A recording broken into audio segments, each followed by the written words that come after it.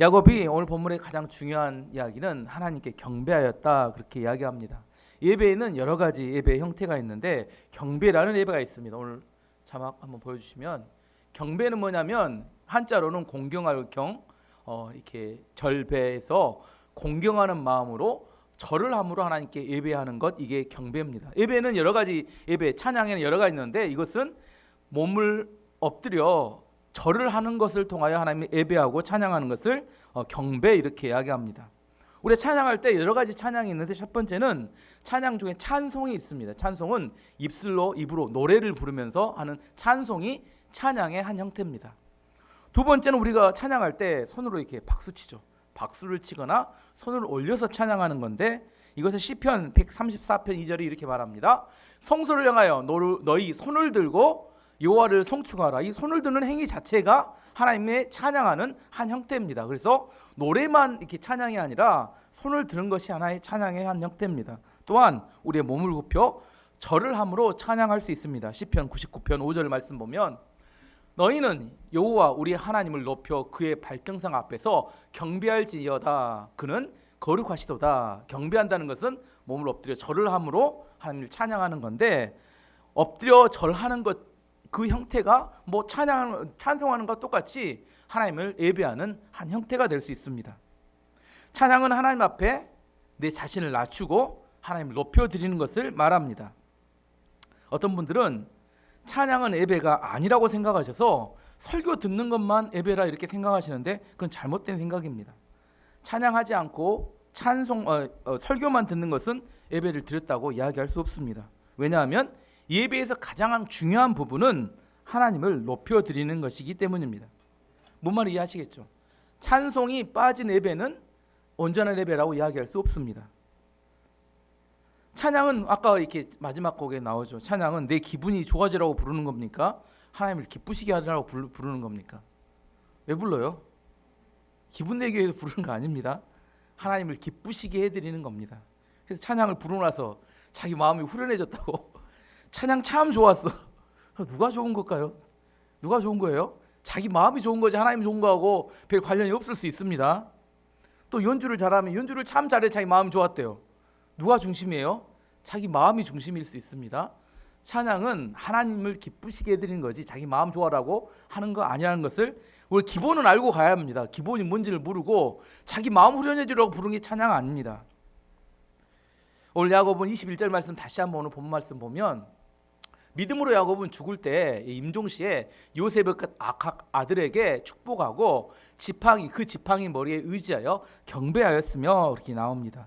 야곱의 믿음에 대한 이야기를 할 때 야곱의 최고의 믿음은 그가 죽을 때, 임종할 때 지팡이 머리에 의지해서, 왜 지팡이 머리에 의지했을까요? 힘이 없어서 늙었기 때문에 해도 되지만 한쪽 다리가 부러져서, 아시죠?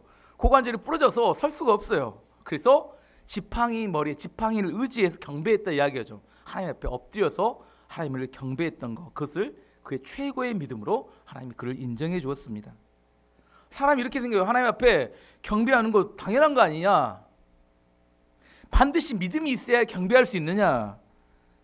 믿음 있는 사람만 하나님께 경배할 수 있습니다. 요즘 역대하를 살피지만 젊은 시절에 왕들이 하나님께 정말 충성하다가 나이가 늙어서 타락하고 우상 숭배하는 왕들이 많아서 심판받아 그들이 죽었던 왕들이 많습니다. 야곱은 언제? 임종할 때가 야곱의 최고의 믿음의 시기였는데, 그때 하나님께 경배함으로 하나님께 인정을 받았다는 겁니다. 언제가 가장 좋아야 돼요? 야곱은 야곱의 그래프를 그리면 시작할 때가 제일 이렇게 낮았어요. 점점점 인생이 좋아지다가 언제가 가장 최정점이었어요? 죽기 직전이 최정점을 찍고 천국에 갔다. 이게 야곱의 믿음의 스토리입니다. 언제가 가장 좋아야 돼요? 죽을 때가 가장 좋아야 그 축복받은 인생이다니까요. 잘 가다가 중간에 꺾여서 내리막을 갔다가 심판받아 죽었더라. 이건 정말 좋지 않은 인생입니다. 임종 때 하나님께 경배함을 통하여 하나님께 인정받았던 믿음이 야곱의 믿음이었습니다. 그러면 파란만장했던 야곱의 인생에 대해서 일생에 대해 한번 살펴보겠습니다. 야곱의 인생은 네 시기로 나눌 수 있습니다. 시기는 그가 살았던 장소를 따라 네 시기로 나눌 수 있는데, 첫 번째는 야곱이 그의 아버지 어머니와 가나안 땅에 함께 살았던 이야기입니다. 야곱은 아버지 이삭, 어머니 리브가, 형 에서와 함께 네 가족이 함께 살았습니다. 태어날 때 쌍둥이로 태어나죠. 쌍둥이로 태어났는데 먼저 나오고 싶었지만 먼저 나올 수 없었어요. 형이 나가니까 어떻게 해요? 그 마음의 간절함이 형 발 뒤꿈치를 딱 잡고, 보통은 쌍생아를 태어날 때 하나 낳고 두 번째 나와야 되는데 이게 줄줄이 나온 겁니다. 두 명이 한꺼번에 이어져서 이렇게 고구마 줄기 이렇게 끄듯이. 왜냐하면 동생 야곱이 먼저 나오지 못한 걸 너무 아쉬워서 딱 형 뒤꿈치 잡고 쭉 빼니까 이렇게 쭉 이어서 이렇게 나오게 됐습니다. 그게 야곱의 인생의 출발이었어요. 그의 마음 가운데 뭐예요? 형으로 태어나지 못한 거에 대한 너무 아쉬움과 사무치는 마음에 그는 인생을 살았습니다. 왜냐하면 이스라엘은 장자에게는 특별한 축복이 있었어요.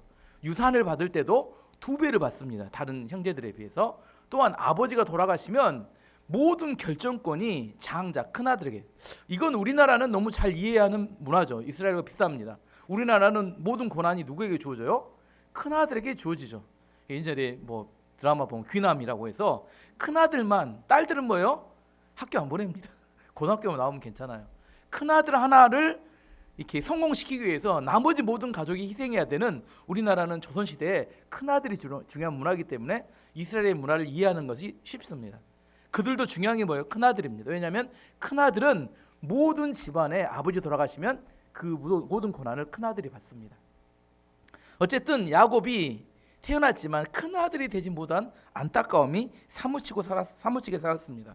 그래서 그 큰아들이 되겠다는 갈망이 뭘로 표현된다면, 형 에서가 사냥하러 나갔을 때 그 배고플 때를 딱 기다렸다가 팥죽을 끓여서 장자권을 팥죽 한 그릇에 사게 됩니다. 속여서. 아버지가 눈이 어두워요. 그랬더니 아버지를 속여서 뭐예요? 지난주에 설교했죠. 어머니하고 작당해가지고 아버지를 속여서 축복을 받습니다. 형 에서가 그 사실을 알고 어떻게 해요? 분노에 치밀어서 동생 야곱을 죽이려고 하는 것을 알고 어떻게 해요? 이제 아버지 집을 떠나서 도망가기 시작합니다. 어디로 도망가요? 하란 땅에 있는 외삼촌 라반의 집으로 도망가는, 이제 두 번째 인생의 시기는 뭐냐면 외삼촌 라반의 집에서 20년을 삽니다. 외삼촌 라반의 집에 갔더니 외삼촌 라반의 딸이 있었는데 그 둘째 딸이 있는 라헬을 봤는데 첫눈에 딱 꽂혔습니다. 자기의 마음이 진동하기 시작했어요. 처음 느껴보는 그 막 심장이 떨리는 첫사랑의 그 진동이 야곱의 마음에 있었고, 그 마음에 또 결심했습니다. 뭐요? 내가 저 여자를 얻어야지만이 내 인생 행복해질 수 있겠다. 그래서 라헬을 아내로 얻기 위해서 이렇게 외삼촌 라반과 계약을 맺습니다. 그 계약 조건은 7년을 일해주면 이 딸을 주겠다고 계약을 했어요. 드디어 7년을 일해주고, 7년을 며칠처럼 수일처럼 일해주고 난 다음에 결혼식을 하고 저녁에 들어갔는데 다음날 아침 일어나 봤더니 누구였어요? 라헬이 아니라 그 언니 레아가 거기 있었습니다. 외삼촌 라반에게 쫓아가서 왜 계약을 위반했느냐, 우리는 라헬을 위해서 계약하지 않았냐 했더니 라반이 뭐라고 하냐면, 언니 앞서서 여동생이 결혼하는 법은 없다, 이 거짓말이죠. 그래서 7년을 더 일해주면 라헬과 레아를 한꺼번에 주겠다. 야곱은 너무나 뭐요? 라헬을 사랑했기 때문에 14년을 일해주기로 하고 이렇게 계약을 맺습니다. 라헬 하나 얻기 위해서 14년 동안 일했어요. 대단한 사람이죠. 야곱은 한번 꽂히면 그걸 얻기 위해서는 물불을 안 가리는 사람입니다. 뛰는 놈 위에 나는 놈이 있다고, 야곱은 속이는 자였어요. 근데 라반은 더한 사람이었습니다. 한 수였어요. 야곱을 등쳐먹고 14년을 노예처럼 부렸던 사람이 라반이었습니다. 그리고 나서 이제 6년을 지내는데 이제 두 아내를 얻었습니다. 야곱도 그냥 당할 수는 없었어요. 그래서 14년 이후에 6년 동안을 외삼촌 라반의 양을 쳐주면서 이제 자기의 재산을 증식할 방법을 찾았습니다. 또 계약을 맺습니다. 라반과 야곱이 계약을 맺는 이 계약 조건이 이거예요. 새끼가 나면 얼룩덜룩 무늬가 있거나 점박이 돌연변이죠. 이게 나면 이건 야곱의 것이고, 그냥 깨끗한 것은 누구의 것? 라반의 것으로 계약을 맺습니다. 야곱이 양과 염소를 데리고 이게 키우는데 물을 마시러 딱 가면 앞에다 뭘 꽂아놔요? 나뭇가지를 이렇게 껍질을 일부만 벗겨가지고 얼룩덜룩하게 보여가지고 꽂아놓으면 그걸 보고 계속 물을 먹다 보니까 점박이하고 얼룩덜룩한 양들이 많이 낳게 됩니다. 결국 라반 외삼촌 라반을 속여가지고 자기 재산 증식에 성공합니다. 역시 본질은 바뀌지 않습니다. 그래서 엄청난 부자가 돼요. 야곱은 20년 동안 라반과 함께 있으면서 아내를 4명이나 얻고 아들을 12명, 딸을 1명, 아무튼 악착같이 긁어 모으는 데는 일가견이 있는 사람이 야곱이었습니다. 그러나서 이제는 야곱이 어디로 돌아와요? 이제 고향 땅 20년 만에 가나안 땅으로 다시, 그때는 뭘 데리고 와요? 많은 재산과 많은 가족들을 몰고 돌아왔습니다. 근데 돌아오는데 소식을 하나 들었어요. 20년 동안 절치부심하며 기다렸던 형 에서가 400명을 데리고 죽이러 쫓아온다는 겁니다. 야곱은 너무 두려웠고, 두려운 나머지 야복강을 못 건너고 있었는데 천사가 내려와서 씨름했는데 씨름하다가 환도뼈, 고관절이 골절이 됩니다. 이제 야곱은 평생 가나안 땅에서부터는 절름발이 장애인으로 살아가게 됩니다. 근데 그 가나안 땅에서 어떤 일을 겪냐면 딸 디나가 강간을 당하는 사건으로 세겜의 남자들을 다 죽이는 사건이 발생하고, 가장 사랑했던 아들이었던 요셉을 잃어버린 사건이 발생하고, 그 땅에 기근이 들어서 아들들로 하여금 애굽 땅에 가서 음식을 구해오도록 하는 여러 가지 많은 고통스러운 일들이 가나안 땅에서 있었습니다. 그럼 마지막 네 번째 단계는, 네 번째 시기는 어디냐면 애굽 땅에 가서 130살에 애굽 땅에 가서 17년을 살았는데, 야곱이 바로 왕에게 애굽 땅에 갔을 때 이런 고백을 합니다. 창세기 47장 9절 말씀 보면 야곱이 바로에게 이르되 나는 나그네의 길에 세월이 130년이니이다. 내 나이가 얼마 못 되니 우리 조상의 나그네의 길에 연조에 미치지 못하나 험악한 세월을 보내었나이다 하고, 야곱이 무슨 고백을 하냐면 자기가 지금까지 살았던 130년 치열하고 뭔가를 얻기 위해서 발버둥 치며 살았던 130년을 살았는데 그 세월이 너무나 힘들고 험악한 세월이었다, 이렇게 고백합니다. 그리고 나서는 17년을 애굽 땅에서 사는데 147세에 죽습니다. 창세기 47장 28절 보니까 야곱이 애굽 땅에서 17년을 거주하였으니 그의 나이가 147세라. 하지만 이 17년은 야곱 인생에서 가장 행복했고 가장 평안했고 가장 기쁨으로 살았던 17년을 삽니다. 여기까지가 야곱의 인생, 4가지 과정을 거쳐가죠. 지역을 따라서. 지금부터는 야곱의 신앙의 성장 과정을 한번 이야기해 보려고 합니다. 야곱은 처음부터 믿음이 좋았던 사람이 결코 아니었습니다. 야곱은 사람을 속이는 사람이었고 남의 것을 빼앗는 사람이었고 자기의 욕망을 채우기 위해 살았던 사람이었습니다. 구약의 창세기에 보면 4대 족장이 나오죠. 아브라함, 이삭, 야곱, 요셉, 이게 4대 족장입니다. 가장 우리와 비슷한 모습이 누구예요? 야곱을 보면 너무 친근해. 어쩌면 우리와 똑같은지. 뭐가 똑같아요? 마음으로는 뭘 추구하냐면 겉으로는 영적인 복을 추구합니다. 아버지의 복 받고 싶어서 몸부림을 쳐요. 근데 실제 삶을 어떻게 살아요? 사람을 속이고 남의 것을 빼앗고 자기 욕심을 채우는 게 야곱의 삶이에요. 정 인생의 삶을 보면 이렇게 살아가요. 영적인 복을 추구하. 여러분도 오늘 또 영적인 복을 받으려고 또 이렇게 예배를 오셨잖아요. 집에 돌아가면 어떻게 사세요? 야곱처럼 산다니까요. 사람을 속이고 남의 걸 빼앗고 욕심을 채우게. 그래서 야곱을 읽어보면 어떤 느낌이 어쩌면 나하고 이렇게 똑같은지. 야곱의 자세히 삶을 읽어보면 너무 흡사해. 내 마음이 어떻게 여기 다 표현되어 있는지. 그 야곱의 인생 가운데 하나님이 간섭한다는 그 삶에 개입하셔서 그를 믿음의 사람으로 바꾸시고 그를 축복의 그릇으로 바꾸는 이야기가 야곱의 이야기입니다. 첫 번째 4가지 단계를 거치는 야곱의 믿음의 단계를 보면, 첫 번째는 태어날 때 그의 부모에게 약속을 주셨던 사람입니다. 창세기 25장 23절 보면 여호와께서 그에게는 그 부모를 말합니다. 이삭과 리브가 그에게 이르되 두 국민이 쌍둥이이기 때문에 두 국민이 내 체중에 있구나. 두 민족이 내 복중에서부터 나누리라. 이 민족이 저 민족보다 강하겠고 큰 자가 어린 자를 섬기리라 하셨더라. 이것은 리브가와 이삭에게, 아버지 부모에게 줬던 약속인데, 두 자녀 뱃속에 있는 에서와 야곱 둘 다 나중에 큰 민족을 이룰 만큼 크게 후손이 성장하게 될 것이다가 첫 번째 약속. 하지만 두 번째가 중요한데, 큰 자가 작은 자를 섬기리라. 뭔 말이냐면 야곱이 형 에서보다 더 잘되게 되고 그 섬김을 받게 될 것이다, 이렇게 약속을 하셨습니다. 근데 이거 누구에게 해준 약속이에요? 야곱 본인에게 해준 약속이 아니라 부모가 들었던, 간접적으로 들었던 그 약속이라는 겁니다. 야곱은 성장하면서 뭔 이야기를 들어요? 부모가 약속받았던 이야기를 간접적으로 여기 너희를 낳았을 때 우리가 이런 하나님의 음성을 들었어 하고 간접적으로 들었지만 자기가 들은 음성은 아닙니다. 여기서 중요한 이야기가 뭐예요? 여러분이 자녀를 키우거나 가졌을 때 하나님께 기도하셔야 합니다. 왜 기도하셔야 돼요? 이 자녀를 향한 하나님의 뜻이 무엇인지를 하나님이 말씀해 주실 수 있습니다. 야곱과 이삭과 리브가가 그랬던 것처럼 하나님은 약속을 주시고 그 약속을 성취하시는 분이 하나님이십니다. 여러분의 자녀를 낳고 기르는 동안 기도함을 통하여 하나님이 들었던 약속과 음성이 있다면 그것이 성취되도록 하나님 앞에 기도하는 게 부모의 사명입니다. 우리의 자녀는 우리의 것이 아닙니다. 하나님의 것인데 하나님께서 우리에게 잠시 맡겨주신 겁니다. 잘 키우라고. 하나님의 자녀가 하나님의 뜻에 맞춰서 성장하고 자랄 수 있도록 하기 위해서 뭐 하는 거예요?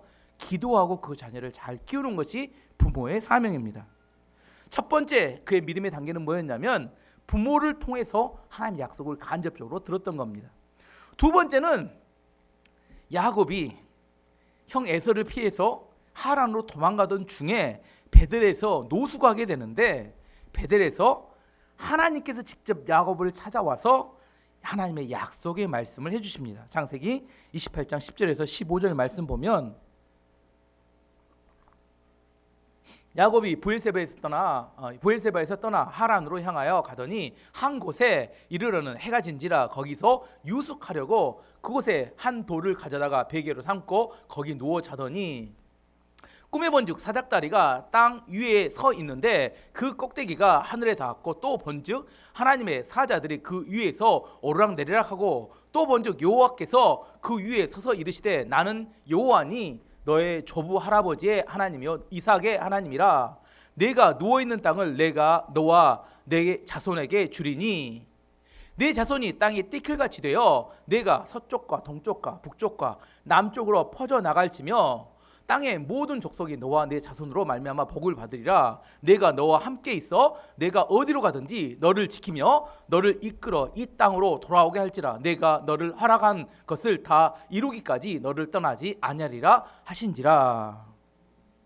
꿈에 보니까 환상을 봤어요. 꿈속에서 하늘 천국과 이어져 있는 사닥다리가 있고 그 위에 천사들이 오르락내리락하는 장면을 봤는데 더 중요한 이야기는 그때 하늘 끝에서 하나님께서 야곱에 말씀하신 이야기를 들었습니다. 나는 너희 할아버지와 너희 아버지 이삭의 하나님이다. 그 위에 이야기해 줬던 네 가지가 야곱에 있어서 매우 중요한 약속입니다. 첫 번째는 내가 누워있는 그 땅을 내가 너에게 주겠다. 이게 첫 번째 약속이고 두 번째 약속은 너의 자손이 땅의 티끌처럼 동서남북으로 많아져서 퍼져나가게 될 것이 이게 두 번째 약속이고 세 번째는 너와 내 자손이 땅 통하여 너와 내 자손을 통하여 모든 민족이 복을 받게 될 것이다. 마지막 네 번째는 내가 어디로 가든지 너와 함께 있어 너를 지키고 다시 땅으로 돌아오게 하는데 이 약속이 이루어지기까지 내가 너를 떠나지 않겠다. 이게 네 가지 야곱이 해줬던 약속이었습니다.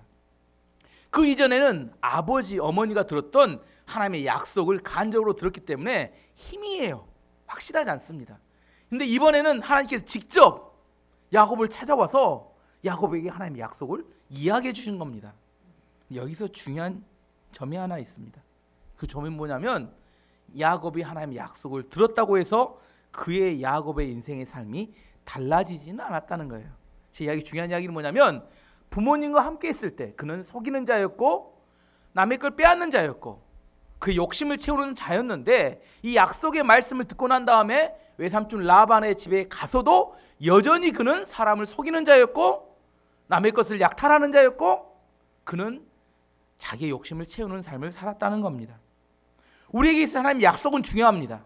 하지만 약속이 있다고 우리의 삶이 달라지지 않는다는 거예요. 믿음에는 3단계가 있다고 제가 여러 번 말씀드렸습니다. 첫 번째는 하나님의 약속이 있고 두 번째는 약속에 대한 확신을 갖기 위해서 오랫동안 기도하는 과정이 있고 마지막 세 번째 단계가 그것이 성취되는 과정이 있다 이렇게 말씀드렸습니다. 하나님의 약속이 있기 때문에 저절로 그 약속이 우리 가운데 성취되지 않습니다. 야곱의 삶을 보면 하나님의 약속이 있었음에도 불구하고 그는 여전히 사람을 속였고 남의 것을 빼앗았고 자기 욕심을 채우기 위해 살았다는 겁니다. 이것이 두 번째 하나님과의 만남이 있었습니다. 세 번째가 제일 중요합니다. 야곱의 인생에서. 그것은 야복강에서 자신의 환도뼈가 부러지면서 이스라엘이라는 새로운 이름을 받았던 것이 야복강에서 그가 하나님을 만났던 아주 중요한 사건이었습니다. 형 에서가 야곱을 죽이기 위해서 400명을 데리고 쫓아온다는 사실을 알았어요. 야곱이 아무리 원래는 잔머리가 좋은 사람이에요. 머리가 좋은 사람이라 잔머리를 굴려도 이것은 빠져나갈 방법이 찾을 수가 없는 그런 막다른 골목이었습니다. 그래서 야복강에서 자기의 모든 재산을 야복강을 건너게 만들고 자기의 모든 가족들을 다 떠나보내고 본인만 강을 건너지 않고 다 강 앞에 서 있었어요. 왜 그랬을까요? 왜 강을 안 건너고 있었을까요? 여러분 잘 아시죠? 여러분 야곱만 잘 이해하시잖아요. 안 되면 어떻게 하려고? 바로 도망가려고. 건너지 못한 이유는 딱 한 가지입니다. 건넜다가 죽게 생겼으니까 나머지는 다 죽어도 돼요. 뺏겨도 돼요. 누구만 살면 돼요? 나만 살면 돼요. 그래서 야복강을 건너지 못하고 딱 그 자리에서 서 있습니다. 이게 어떤 사람이 하는 거예요? 머리 좋은 사람. 누구요? 머리 좋은 사람. 그러고 나서 나는 역시 머리가 좋아. 굿 아이디어 하고 거의 딱 거기 서 있는 거예요. 근데 그날 저녁에 누가 찾아와요? 하나님의 천사가 찾아옵니다. 밤새 씨름합니다. 근데 또 야곱 특성상 앉으려고 버텨요. 끝까지 버팁니다. 버티니까 어떻게 합니까? 하나님의 천사가 환도뼈를 내리쳐서 부러뜨려 버려요. 보통 사람이 부러지면 어떻게 돼요? 자빠져야 되는데 안 자빠져요. 끝까지. 야곱입니다. 이게 야곱이에요. 끝까지 들러붙어서 뭐예요? 나를 축복하지 않으면 안 버려주겠다. 또 끝까지 버팁니다. 누구예요? 천사가 그래서 물어봅니다. 야, 내 이름이 뭐냐? 야곱이 대답합니다. 야곱입니다. 이 천사의 질문은 어떤 질문이냐면 내 본질이 무엇이냐 이런 질문입니다. 내가 무엇을 의지하고 살고 있느냐 이런 질문이에요. 내 인생의 목적은 무엇이냐 이렇게 물어보는 겁니다. 하나님께서 뭐라고 물어보신다고요? 내 본질이 무엇이냐 이렇게 물어봐요. 내가 무엇을 의지하고 사냐 이렇게 물어봅니다. 내 인생의 목적이냐 무엇이냐 이렇게 물어봅니다. 그때 야곱이 뭐라고 해요? 저는 야곱입니다. 야곱의 이름의 뜻은 속이는 자, 약탈자, 사기꾼 이런 뜻입니다. 야곱이 이야기합니다. 저는 속이는 자입니다.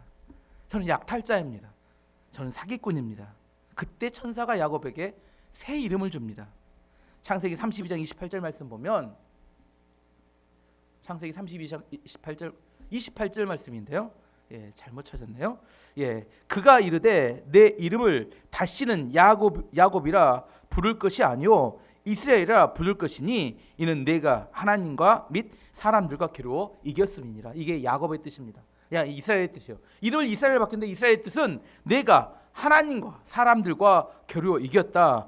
너의 본질은 이제 더 이상 야곱이 아니다. 너는 사기꾼이 아니다. 속이는 자가 아니다. 너는 이스라엘이다. 이스라엘이란 하나님과 사람과 겨루어 승리하였다. 너는 승리자다. 이 승리자란 뭐냐면 내 능력으로 승리하는 게 아니라 하나님을 의지하여서 끝까지 기도하여서 승리자가 되었음을 의미하는 겁니다. 야곱은 이 사건을 통하여 그 인생이 완전히 바뀌게 됩니다. 자신의 욕심을 채우며 살았던 야곱, 남을 속여며 살았던 야곱이 이제는 하나님을 의지하는 야곱으로 바뀌게 됩니다. 야복강 사건 이후에 야곱은 속이는 자에서 이제 속는 사람으로 바뀌게 됩니다. 바보 천치가 돼요. 뭐가 됐다고요? 바보 천치가 됐다니까. 어떤 사건이 벌어지냐면 그 후에 10명의 아들들이 누구를 속여요? 요셉을 이스마엘 상인에 팔아먹고 난 다음에 아버지께 와서 이야기합니다. 아버지 요셉이 짐승에게 죽은 것 같습니다. 이거 속여요. 야곱은 어떻게 해요? 속아 넘어갑니다. 세겜 땅에서 디나가 강간을 당하자 시므온과 레이가 아버지를 속이고 세겜의 남자를 싹 죽여버려요. 또 야곱은 속아 넘어갑니다. 자기 큰아들 루벤이 자기 아내였던 4명 중에 아내였던 하나님의 비라와 성관계 간통 통관을 합니다. 그것에 속아 넘어가서 또 견뎌냅니다. 애굽의 아들들이 양식을 가지러 가는데 마지막 베냐민을 보내야 돼요. 못 보내요. 끝까지 버티다가 마지막에 내가 이름에 이르리로다 하고 베냐민을 포기하고 떠나보냅니다. 야복강 사건 이후에 그렇게 똑똑했던 야곱이 바보 멍청이가 돼요. 그 이후로는 속고 또 속아 넘어갑니다. 야복강 사건 이전에는 하나님의 약속이 있었지만 여전히 그는 사람을 속이며 자신이 원하는 것을 채우기 위해 살았던 그런 삶을 살지만 야복강 사건 이후에 환도뼈가 부러진 이후에 그는 바보처럼 사람들에게 속임을 당하고 소중한 것들을 하나씩 다 잃어버리고 빼앗기게 됩니다.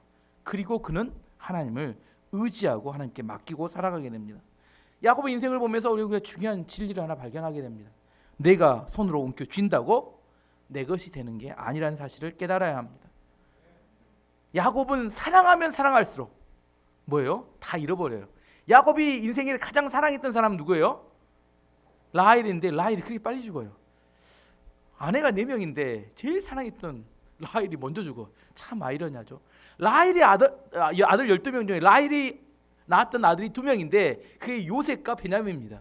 요셉을 먼저 잃어버리고 베냐민도 나중에 잃어버려요. 나머지 아들들 10명은 다 같이 있는데 사랑하는 사람만 잃어버립니다.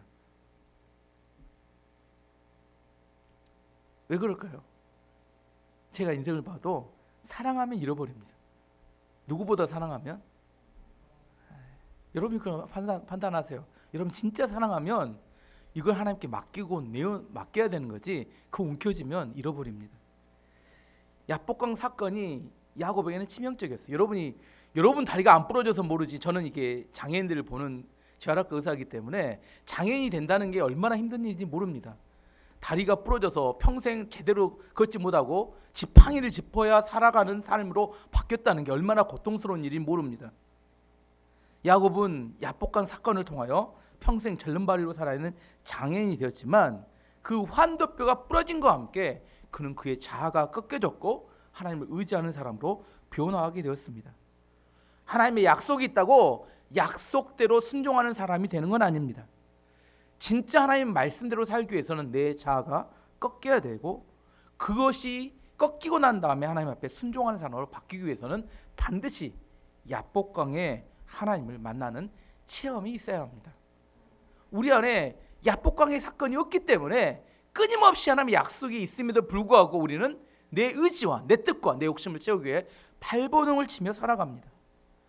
야곱이 이스라엘로 변화하는 사건이 우리 안에 있어야 합니다. 내 힘으로 서서 살던 사람이 이제 주님을 의지하며 사는 사람으로 변해야 합니다. 그때 어떻게 돼요? 하나님의 축복을 담을 수 있는 그릇이 되는 겁니다. 다른 사람이 볼 때는 뭐가 됐다고 해요? 바보 천치가 됐다고 생각하지만 그때가 하나님의 복을 담을 수 있는 그릇이 되는 겁니다. 마지막 4번째 야곱의 마지막 단계는 애굽에서 17년 동안 기쁨과 평안 가운데 살아가면 이게 약속의 성취라고 합니다. 우리의 모든 것을 다 하나님께 맡기고 의지했을 때 우리의 인생에 대반전이 나타납니다. 야곱이 바로왕 앞에 아까 말씀 읽었죠. 130년을 살았는데 험악한 인생을 살았음을 이렇게 고백해요. 저는 이 구절을 딱 읽으면 그 옆에 뭐라고 써놓냐면 국제시장에 덕수 이렇게 써놨어요. 마지막 장면에 덕수가 뭐라고 해요? 아버지 이 정도면 잘 살았지요. 근데 그 다음에 뭐라고 하냐면 그런데 너무 힘들었어요 하고 오열을 하면서 막 펑펑 웁니다. 너무 힘들었어요. 너무 열심히 살았는데 너무 힘들었던 겁니다. 오열을 해요. 인생이 이렇게 살았던 것이 사실 야곱의 인생이었지만 그 마지막 살고 난 다음에 그 어떻게 해요? 그때 마지막 17년 동안 인생이 바뀌게 됩니다. 잃어버렸던 요셉을 다 찾고 아들을 다 찾습니다. 그렇게 싸우고 난리쳤던 12명의 아들들이 갈등하지 않고 시기하지 않고 평화롭게 살아갑니다. 애굽에서 17년 동안 12명의 아들과 함께 인생의 최고의 복과 행복을 느끼며 살았던 것이 야곱의 인생의 마지막 시기였어요.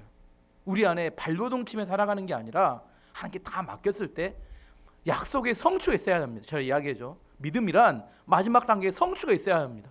열심히 살았다 이게 중요한 게 아니라 하나님의 약속의 축복을 통하여 우리 마지막 성취가 있어야 되는데 마지막 17년이 야곱에 있어서는 정말 최고의 인생의 순간을 맞이하게 됩니다. 그리고 난 다음에 지금까지 이야기가 다 이루어진 다음에 오늘 본문을 읽어야 이해가 됩니다. 이제 147세가 되어서 야곱이 이제 죽을 때가 됐어요. 임종 직전이 되니까 야곱이 뭐 했다고요? 지팡이 머리에 의지해서 하나님께 경배는 뭐라고요? 내가 몸을 엎드려서 절을 하여서 하나님께 예배하는 것을 경배라고 합니다. 이게 야곱에게 있어서 야곱의 인생을 다 함축해놓은 한 가지 장면입니다. 야곱은 더 이상 힘이 없고 다리가 부러져 버렸기 때문에 스스로의 힘으로 설 수도 없는 그런 존재가 되었습니다. 겨우 일어설 수 있는 정도, 지팡이를 의지해서.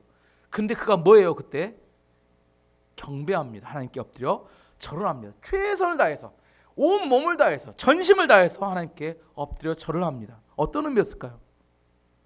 하나님께 감사하고 자기 전 인생을 돌아봤을 때 얼마나 하나님께 복을 주셨는지에 대한 하나님의 기쁨의 예배를 드리면서 그는 천국 갈 준비를 하게 된 겁니다.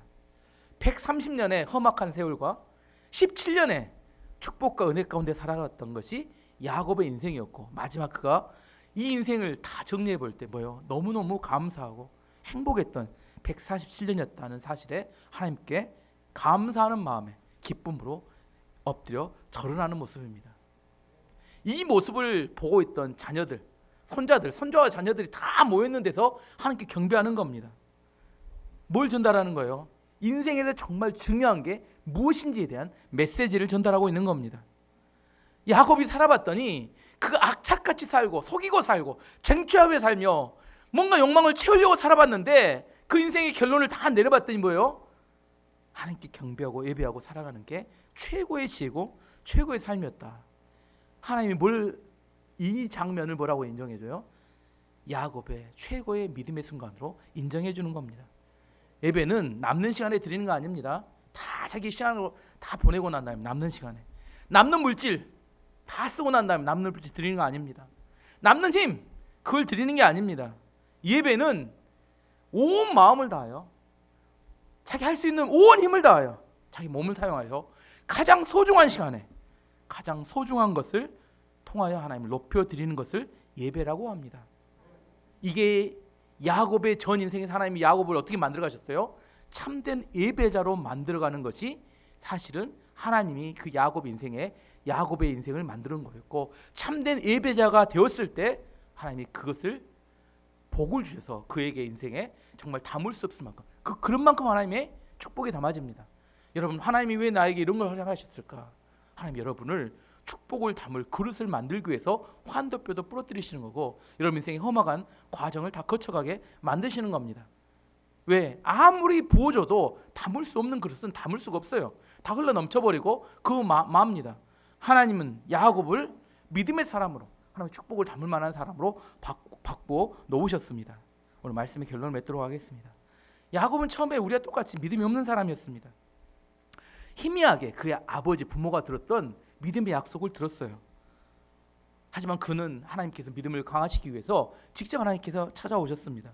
약속을 주셨어요. 그럼에도 불구하고 그 분명한 약속이 있음에도 불구하고 그는 잔머리와 그 욕심을 채우며 살았습니다. 그 인생의 결정적인 변화의 사건은 야복강에서 뭐가 부러지는? 환도뼈가 부러지면서 그의 이름이 바뀐 사건입니다. 저는 우리 인생 가운데 반드시 야복강의 사건이 있기를 원합니다. 더 이상 속이는 자가 아니라 속아 넘어가는 바보 천지처럼 살아도 괜찮습니다. 하지만 하나님께서 속아 넘어갔는 사람에게 속았는데 더 많은 복을 부으셔서 감당할 수 없도록 그를 채우시는 게 야곱의 인생이었습니다. 그의 마지막의 삶은 뭐예요? 그 이름이 바뀐 것처럼 승리자의 인생을 삽니다. 승리자로 하나님이 부을 곳이 없는 축복을 주셔서 그 모든 12명의 자녀가 하나님의 축복을 받고, 그는 그 인생 가운데 최고의 축복과 은혜를 누리다가 아들이 애굽의 총리인데 더할 나위 없이 많은 은혜와 축복 가운데, 성경에 나오는 인물 중에 장례식이 가장 화려했던 사람이 누굴까요? 야곱이, 여러분 창세기 50장 읽어봐요. 이집트에 있는 모든 백성이 그를 애국에서 40일 동안 애국에서 웁니다. 왕도 아닌데 모든 사람보다 창세기에 나와 있는, 성경에 나와 있는 가장 그 많은 사람이 애도하고 축복하는 장례식을 치르는 게 야곱입니다. 야곱의 인생이 얼마나 축복되었는지를 알 수 있습니다. 추석 명절입니다. 추석 명절에 세상은 뭐예요? 우상에게 절하고 조상신을 섬긴다고 절하고 쫓아다닙니다. 하나님 백성은 그렇게 살지 않습니다. 하나님 백성은 하나님께 예배함으로 명절을 보냅니다. 오늘 명절 예배지 나간 거 보시죠. 있습니다. 명절날 차례 지내지 마시고 가족들이 모여서 예배 드리는 겁니다. 하나님이 우리 인생의 예배자이고 참된 축복자인 것을 인정하는 겁니다. 지난주에 제가 여러분 숙제내드렸죠. 여러분 자녀들에게 아버지는 뭐 하라고 했어요? 축복기도 하라고. 한 사람 손 들어보세요. 오늘 점검을 해야 돼요. 한 사람 손 들어보세요. 안 하신 분이 많은데 회개하셔야 합니다. 아무리 배워도 쓰지 않으면 내 것이 되지 않아요. 여러분 축복기도 해줘야 합니다. 이번 주에 명절입니다. 자녀들 무릎 꿇게 하시고 아버지가 손을 얹어서 축복기도 해주는 겁니다. 이거 여러분 적용하셔야 합니다. 아무리 머릿속에 많이 알아도 그 많이 아는 것이 우리 안에 도움이 안 돼요. 실제로 순종하지 않으면 그건 내 복이 될 수 없습니다. 또 기분 좋으시면 아내까지 하시기 바랍니다. 아내까지. 남편이 안 믿으면 누가 하세요? 아내분이 하시면 됩니다. 여러분 아무리 많이 배워도 여러분 도움이 안 됩니다. 여러분 직접 이 말씀에 순종해서 여러분 자녀를 축복해야 합니다. 믿음이 아버지로부터 자녀들에게 흘러가야 합니다. 명절입니다. 하나님께 예배하는 것으로 하나님께 인정받고 여러분 이 감사의 계절이 되시기 원하며 하나님께 영광 돌리는 믿음의 명절이 되기를 축원합니다. 지금 같이 함께 기도하겠습니다.